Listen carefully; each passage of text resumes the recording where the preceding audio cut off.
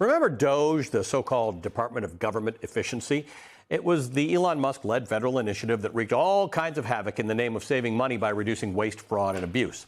The Cato Institute, which is a libertarian think tank, found that Doge reduced the federal workforce by 271,000 jobs. Right now, on the Doge website, it claims to have saved the taxpayers $215 billion, which is a far cry from the $2 trillion in federal spending that Musk originally promised to reduce. And now a New York Times analysis finds the actual number is still a fraction of that $215 billion that it currently claims to have saved. The New York Times analyzed 40 of Doge's top savings claims, the contracts and grants that Doge says it canceled to save the government money. It found that only 12 of the 40 were accurate. The Times attributes Doge's inaccuracies to either double counting, misclassifying, claiming cuts that actually happened in the Biden era, or grossly exaggerating the savings. For example, the Times writes, quote, "At the top were 2 Defense Department contracts, one for information technology, one for aircraft maintenance. Mr. Musk's group listed them as terminations and said their demise had saved the taxpayers $7.9 billion. That was not true. The contracts are still alive and well, and those savings were an accounting mirage. Together, those 2 false entries were bigger than 25,000 of Doge's other claims combined," end quote. Nonetheless, Doge did actually make some cuts to the federal government, and they had devastating ripple effects. One of Doge's most high-profile and consequential casualties was the United States Agency for International Development, USAID. It was our country's premier provider of humanitarian aid worldwide. It was a beacon of American values and soft power that started in the Kennedy administration and enjoyed bipartisan support for more than 6 decades. Doge dismantled it. A team of researchers from Boston University estimates that the cuts to USAID have led to 740,000 deaths across the globe, most of them children who, without U.S. aid, died from pneumonia, diarrhea, and starvation. The dismantling of USAID could have even broader consequences. 2 former USAID administrators, one a Democrat, one a Republican, co-wrote a piece in The Hill this week where they said, quote, "Starting in the Reagan administration for 40 years, USAID developed and managed the Demographic and Health Surveys Program, a health statistics reporting system in 90 developing countries. It tracked death rates, birth rates, disease incidence, and novel disease outbreaks.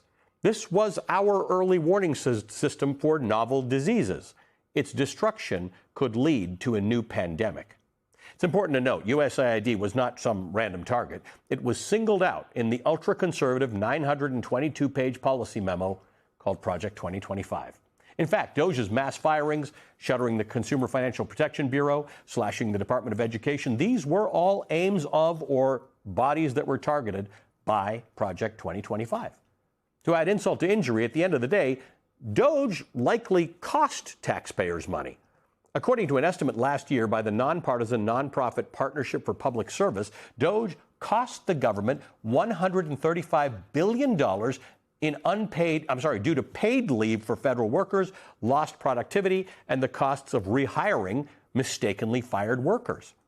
That analyst doesn't even include litigation costs incurred because of Doge's actions or the effect of its cuts to the IRS, which ultimately reduced revenue collected by the government. Joining me now, my colleague Steve Bannon, the producer of The Rachel Maddow Show and an MS Now political contributor, author of the books Ministry of Truth and The Imposters. Also joining me, Angelo Carusone. He's the chair and president of Media Matters for America, a nonprofit media watchdog organization. Welcome to both of you. Thank you for being with us. Angelo, let me start with you because you also spent a lot of time going through Project 2025, so you can make direct correlations between what that called for and what actually happened. But the headline takeaway here is they saved a lot less money than they claim to have saved, and it's probably a lot less money than that anyway. Yeah, without a doubt. And, Doge, if the goal was to save money, clearly it wasn't effective. But it was effective at 2 things. One was undermining trust and democracy. I mean, it did a lot to really disrupt people's confidence in the government. And the second thing it was effective at is it functioned as lubricant for a lot of Project 2025's policies. As you noted in the intro, it sped up a lot of the firings, a lot of the dismantling of agencies that they wanted to sort of dismantle or cut them back. And they were able to do it because the way that Doge was structured, given the relationship to Musk and everything else, it sort of sat adjacent to all of the typical political sort of norms. And so they could do all these things without any political consequences. And when it got too hot or had other issues, it could be like a stigmata and they could just get rid of it, which is exactly what happened. So, Steve, part of the reason to connect this to Project 2025 is that this isn't the normal let's cut waste, fraud, and abuse, which, by the way, every major department has an inspector general whose job it is to kind of do that. I think it's bipartisan. I think it's universal that people would like to pay no more taxes than they need to. This is tied to policy objectives, right? It was actually designed. It wasn't just a let's cut waste, fraud, and abuse. It was let's make government small enough that you could drown it in a bathtub. Yeah, the old line that's been lingering for too long in Republican politics, that we're going to drown the government in a bathroom. That's exactly right. Bathtub.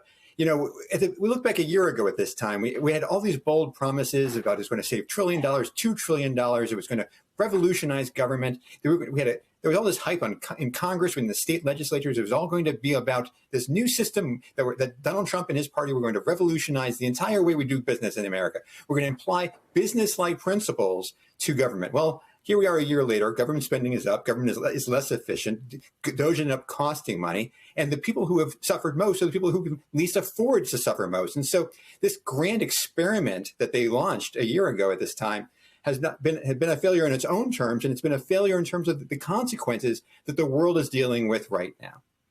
But, Angelo, is it a failure in the eyes of Russell Vought and the Heritage Foundation, the people who really believe that we shouldn't be spending money on these things, that if you stop giving people SNAP and you stop giving people benefits, they'll pull themselves up by their bootstraps and get a job? No, it wasn't a failure in their minds because in a few ways. One, any of the vestiges that were left in DOGE were moved into directly under Russell Vought. But in broad terms, they had an actual agenda and a plan with Project 2025. And what DOGE basically did was sort of break the inertia, speed these things up, normalize them, make them more acceptable. So, for example, we left 65 international bodies over the last week.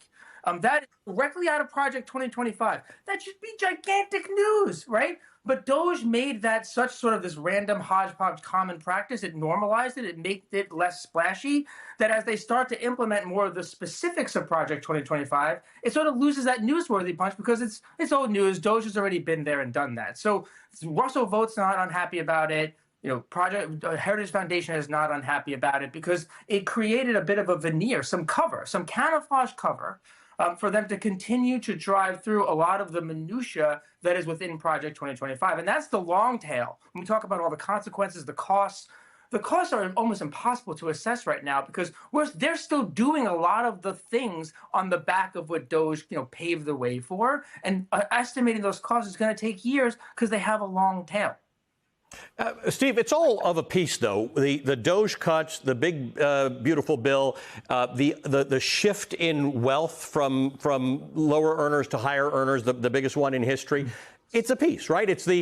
Not everybody's being cut. Not everything is being cut. In fact, we spent a whole lot of money in Venezuela that nobody understood why we were involved in, and it apparently wasn't for the reasons that we thought we were doing it in the first place. Money is being spent by this government willy-nilly. It's just not on poor and needy people. Oh yeah, it's being spent really well at the White House Ballroom, for example. Is on the way. Yeah, I mean, we look at this on a systemic level. We look at this in the larger, broader landscape, and what we see is this right-wing experiment. We see this right-wing ideology being implemented as we speak. It's as you noted. There's a lot of ways we can spend these resources, but we're not. We're cutting off ACA subsidies, for example, as of last week. These are people who are desperately in need of health care, and yet all of a sudden now their premiums are doubling and tripling. And so it's not as if there's no money being spent. In fact, government spending is up despite what DOGE was intended to do. And so it's just a matter of who's benefiting most. And right now, as part of this right-wing vision, it's the people who are benefiting most, the people who are Mar-a-Lago customers, not necessarily people who are most in need of the assistance. So, Angela, I want to play something for you that Elon Musk said during a Fox News interview last year about DOGE and transparency. I put this to you because you studied Project 2025 and DOGE, so I want to get your response to this. Well, everything that DOGE does is an open book. So I think the most transparent the most transparent organization in government ever. The most transparent organization in government ever. I mean, the things we know about Doge, we often know because members of Congress went after them. There were things that were attempted in court. I wouldn't use that term to describe Doge. Yeah, I wouldn't use that term. I certainly wouldn't. I think it was designed to create a cloud of obfuscation to avoid any real accountability or even assessment of what they were doing, except to smash through a bunch of these things. And I think the one thing that's sort of the side of that is that what Doge really did that we're still dealing with is that it validated a lot of right-wing lies about the government. It basically said, we found the deep state. Here they all are. They're doing all this bad stuff. That's why we're rooting them out. Look at all this fraud. Even though, as you noted in the intro, they didn't really identify a lot of that fraud, all that things they were cutting, but they said, we found so much fraud. This is the deep state in action. That's why, as Russell Vought would say, as Pride 2025 would say, we have to go in and traumatize these employees. That's the real fight. Internally, it's against these government officials. So while not being transparent, they were also fueling the very right-wing narrative that justifies a lot of the attacks against the government in the first place. Guys, thanks very much for your analysis. As always, MS Now, Steve Bannon, and Media Matters for America's Angelo Carousel.